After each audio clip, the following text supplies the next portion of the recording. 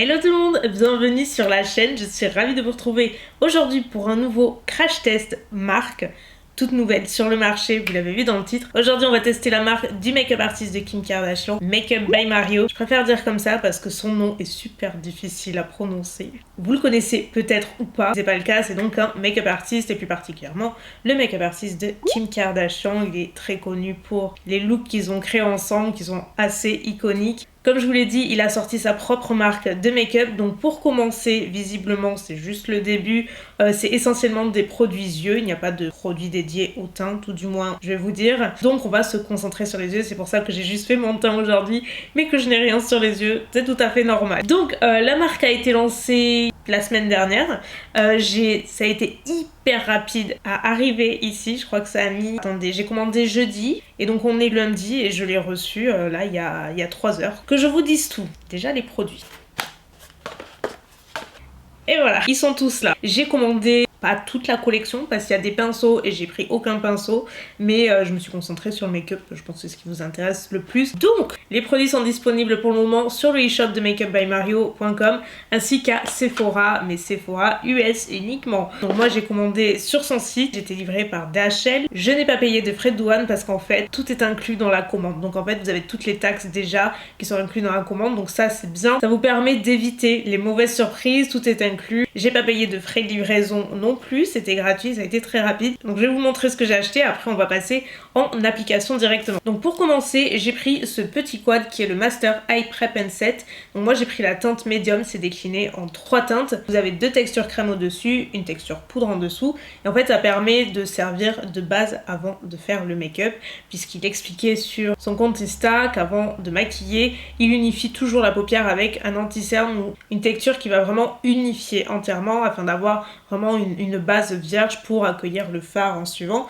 Et donc l'avantage de ces quads, c'est que comme vous avez 2 couleurs, vous pouvez mixer selon la saison, si vous êtes bronzé ou pas, parce que forcément on n'a pas toujours la même carnation au long de l'année. Donc moi j'ai pris la médium, j'aurais pu prendre la light, mais très franchement celle-ci me paraît largement ce qu'il faut même quand je suis pas bronzée, et après quand je serai bronzée je pourrais utiliser celle-ci et du coup après on fixe avec la poudre en dessous. Les palettes, je dois dire qu'elles ne sont pas complètement données, c'est pas grave, j'avais envie d'essayer. Alors surtout celle-ci, c'est la Master Metals. Alors c'est une palette un petit peu particulière. Vous avez 5 couleurs, ce sont des couleurs métalliques et en fait vous avez une partie, on peut le sortir, et en fait l'intérêt de ces fards à paupières, c'est à utiliser humidifié avec une petite solution que j'ai achetée du coup sur le site, qui se présente comme ceci avec la petite spatule qui va avec. En fait avec la spatule on prélève le fard, on ajoute la solution, on mixe et en fait ça va permettre d'avoir un rendu humidifié qui va être super métallisé. Donc on peut utiliser soit sur la paupière, soit en guise de liner. Enfin, il y a vraiment des tas et des tas d'options différentes pour pouvoir utiliser ces fards à paupières. Donc franchement ça, je trouve que c'est une palette super intéressante. La seconde que j'ai prise c'est la Master Matte, donc qui comme son nom l'indique est composée essentiellement de fards mat complètement neutres. Donc ça franchement on adore ou on déteste. Moi les mats je trouve que c'est super important, je trouve la colorimétrie super intéressante, j'aime bien. On a différentes tontes, on a différentes teintes de marron, de beige, un petit peu plus prune, un petit peu plus chocolat, un petit peu plus camel. Franchement j'aime bien. Après 53 €, ça fait un petit peu mal parce que les fards sont pas non plus immenses. C'est pas petit mais enfin ça fait la taille de ma main quoi. Je vais faire un premier swatch, on va voir. Ça a l'air pigmenté. La texture est super bien. C'est hyper pigmenté, c'est très soyeux et crémeux à la fois. Ce sont pas du tout des fards qui sont secs. Ça a l'air bien. La dernière palette que j'ai pris, c'est la Master Métallique. Et donc là, à l'inverse de la précédente, on a uniquement des fards à paupières pailletés, satinés, métalliques, coloré. C'est définitivement pas une palette que j'utiliserai seule parce que clairement trop bling bling, même si on aime ça, mais du coup en complément je trouve que ça fonctionne plutôt bien. Pareil, 53 €. J'aime vraiment beaucoup par contre les teintes. Celle-ci a l'air super jolie. Attendez, je suis obligée de plonger mon doigt dedans. Ouh, la rose. Oh là là, en un passage. Oh my god, le doré. C'est plein de petites paillettes, c'est plein de reflets. Ça a l'air super joli. J'ai bien envie de faire du doré aujourd'hui, vous savez quoi? Avant-dernier truc que j'ai acheté, c'est l'highlighter. Alors, quand je l'ai ouvert, je me suis dit, mais il manque du produit. Il n'y a pas le produit, le pan il est vide parce que vous l'ouvrez et c'est comme ça. Mais en fait non, c'est juste que c'est complètement transparent. Ça fait un peu gelé. C'est le Master Secret Glow. J'ai pris la teinte Expansive, si on peut appeler ça une teinte. C'est un peu collant par contre. C'est pas du tout comme ça que je visualisais le truc. J'ai de grosses réserves parce que moi, ce type de texture, je suis pas super fan. Ça fait un effet dewy, glossy, naturel, mais la texture, j'ai quelques réserves. J'espère que ça va pas désagréger mon fond de teint. Et Dieu sait combien. J'ai l'impression que c'est ce qui va se passer. Mais on verra. Et le dernier truc que j'ai pris, c'est le liner tout noir. La pointe est pas mal. Elle est un petit peu plus longue que ce à quoi je m'attendais. C'est bien noir. Il est décrit comme ayant une super bonne tenue. Donc à voir, pareil, parce que moi, le liner, déjà j'en porte de moins en moins parce que j'ai les yeux qui pleurent. Peu importe la formule, en général, il n'y en a aucun qui résiste. Donc on va le mettre au test. Donc les amis, maintenant vous savez ce qui va se passer.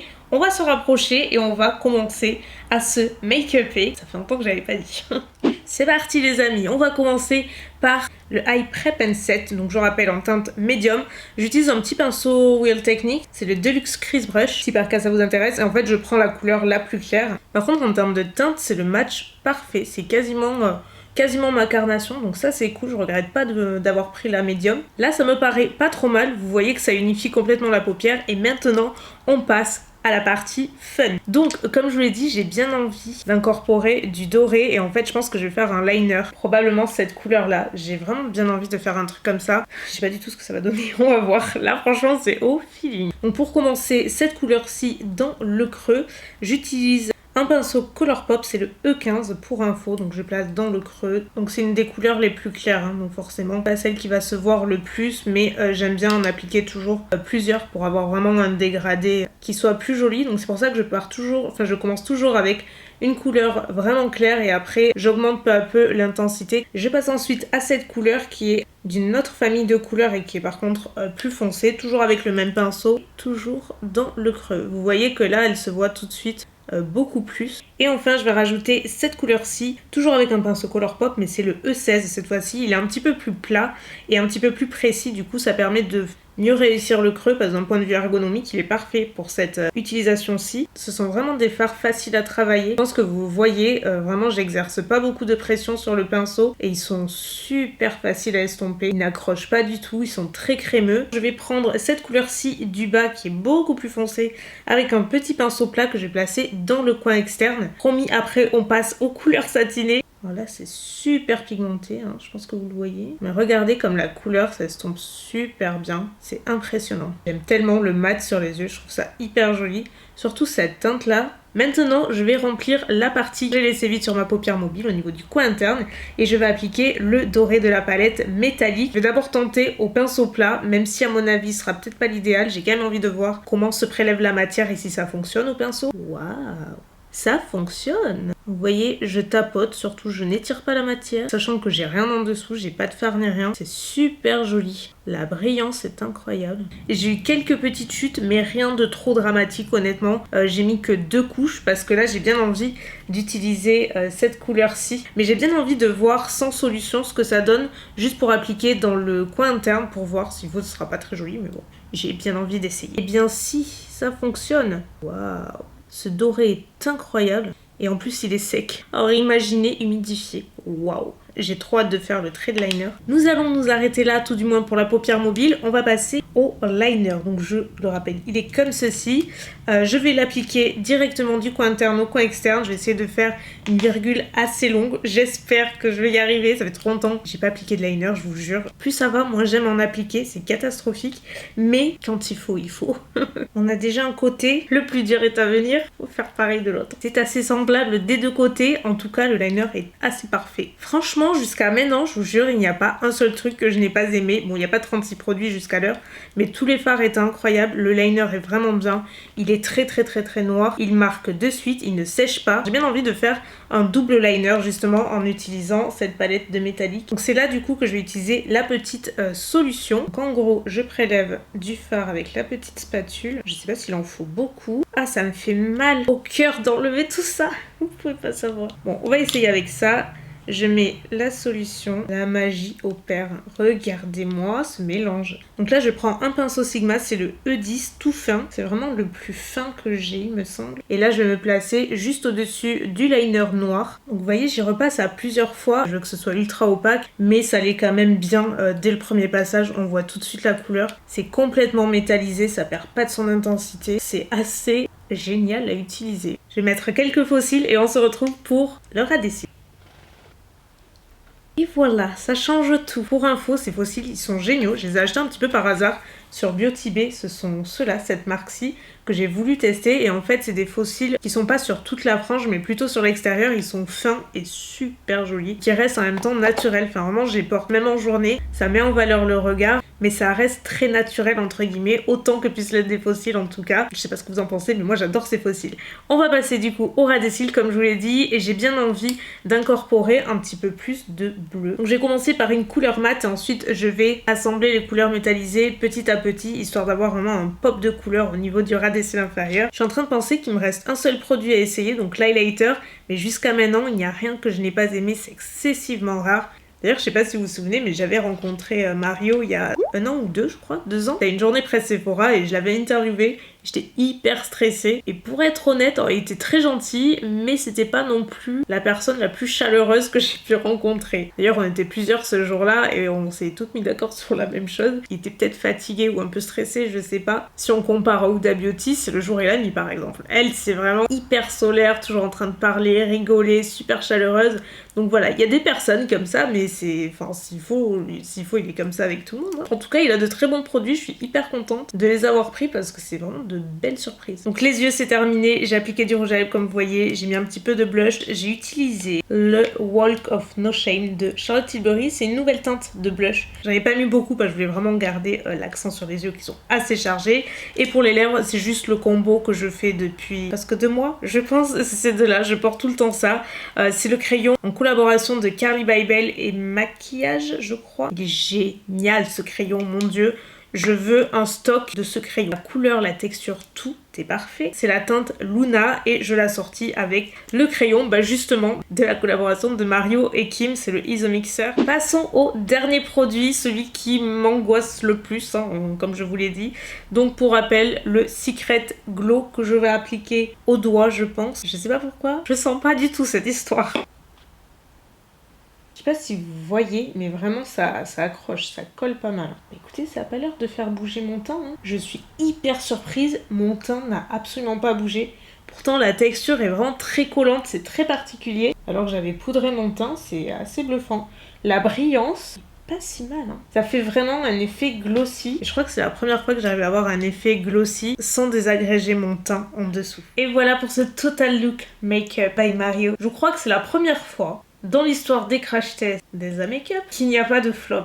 Ou en tout cas, aucun produit que je n'aime pas. Il y en a pas. Bon, en même temps, vous allez me dire, j'en ai pas 45 non plus aujourd'hui, mais quand même, il y a 1, 2, 3, 4, 5, 6, 7 produits. Parfois, il en faut moins que ça pour qu'il y ait des flops. Là, c'est pas du tout le cas.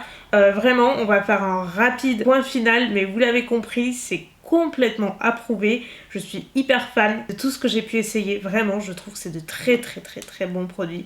Alors, les palettes pour les yeux sont incroyables. Celle-ci est assez fabuleuse. J'espère qu'il sortira d'autres déclinaisons de couleurs parce que vraiment, l'idée est très bonne. Ça fonctionne très bien. Et c'est assez bien fichu parce qu'après, du coup, vous sortez le petit plateau, ou appelez ça comme vous voulez, vous le nettoyez et hop, vous le remettez. Et franchement, c'est vraiment très intéressant comme produit et qui peut s'adresser aussi bien aux make-up artistes qu'aux personnes qui ne sont pas pros et qui ont une utilisation lambda parce que vraiment, c'est très facile à utiliser. Les 2 autres palettes validées aussi. Les mats sont incroyablement crémeux, faciles à estomper, pigmentés. Les couleurs sont très jolies. Enfin, je vais faire, je pense, un look complètement mat, peut-être demain ou après-demain, je sais pas. J'ai trop envie de mat en ce moment. Celle-ci est magnifique. J'ai pas utilisé toutes les couleurs, malheureusement, j'ai pas pu en utiliser beaucoup parce que bon, je n'ai que 2 yeux. Ce que j'ai aimé, c'est qu'au final, au pinceau, le rendu est tout aussi joli. Faut faire attention, faut tapoter avec délicatesse pour éviter les chutes, mais on arrive quand même à avoir une belle opacité. Limite, si on en met moins, ça fait aussi joli parce que ça fait tout en transparence, en paillettes, ça fait un effet satin, c'est ravissant. Plus vous en mettez, plus vous allez avoir de l'opacité. Je sais que ça fonctionne très bien. Au doigt, c'est encore plus joli. En tous les cas, ça fonctionne et ça, on adore. Le liner, on va pas y revenir, je l'ai beaucoup aimé. Il n'a absolument pas bougé. D'habitude, ça commence à partir au bout d'un quart d'heure. Là, ça fait beaucoup plus d'un quart d'heure que je l'ai, ça n'a pas du tout bougé, donc à mon avis la tenue va être géniale, je vous en reparlerai. En ce qui concerne la base, franchement c'est un bon produit. Est-ce que je commanderais exprès? Non. J'aime bien l'idée d'unifier la paupière comme ça et de tout avoir dans une seule palette, c'est super pratique.